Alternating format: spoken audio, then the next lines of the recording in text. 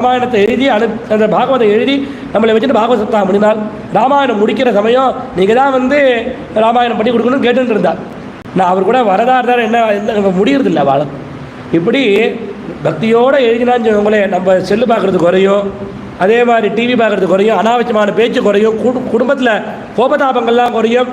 இவ்வளோ லாபம் உண்டு ராமாயணம் எழுதுறதுனால. இத்தனை நாளுக்குள்ளே முடிக்கணும்னு 2 வருடம் 3 வருடத்தில் எழுதணும்னு சொல்லி சங்கல்பிச்சுட்டு எழுத ஆரம்பிச்சான்னு உங்களே 24,000 ஸ்லோகத்தை எழுத ஆரம்பித்தா மனத்துக்கு சாந்தி கிடைக்கும், குடும்பத்தில் நிம்மதி ஏற்பட்டுடும். இல்லை சந்தேகம். குடும்ப விருத்தியும் தனதானிய விருத்தியும் ஸ்திரீயஷ்ட முக்கியாக.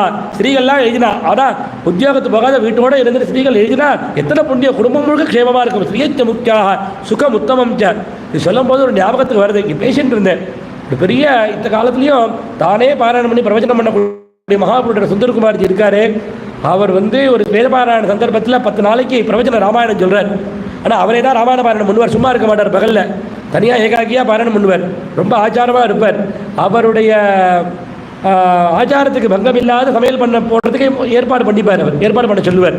அந்த மாதிரி திருநெல்வேலியில் பண்ணும்பொழுது ஒரு மாமியை ஆச்சாரமாக சமையல் பண்ணி போடுறதுக்கு ஏற்பாடு பண்ணால் அவர்கள் பாராயணங்கள்லாம் முடிக்கிறதுக்கு 3 மணி ஆகிடும். அது வரைக்கும் அந்த மாமி சாப்பிட முடியாது. அந்த மாமிக்கு சுகர் வேறையாம், மருந்து சாப்பிடணுமா.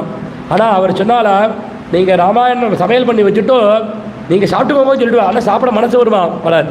ஆனால் அவர் சொன்னால், ஆனால் வேறு பேச்சு பேசாதீங்கோ, சமையல் பண்ணும்போது வேறு பேச்சு பேசாதீங்கோ, எனக்கு பரமாறி முடிகிற வரைக்கும் வேறு யார்ட்டையும் பேச வேண்டாம், ராமநாமத்தை எழுதின்னு இருக்கோ பொருள்னாலாம்.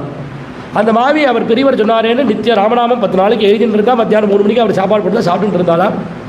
இப்படி ரொம்ப சில நாள் அந்த சுகர்லாம் டெஸ்ட் பண்ணிக்கலையேன்னு ஆற்றுல இருக்கிறவா இப்படி உடம்பை கெடுத்துட்டியே, ஒழுங்காக டெஸ்ட் பண்ணிட்டு ஒழுங்காக மாத்திரை சாப்பிடுன்னு சொல்லி டெஸ்ட் பண்ணிக்க போனால் சுகரே இல்லைன்னு வந்துடுத்தான்.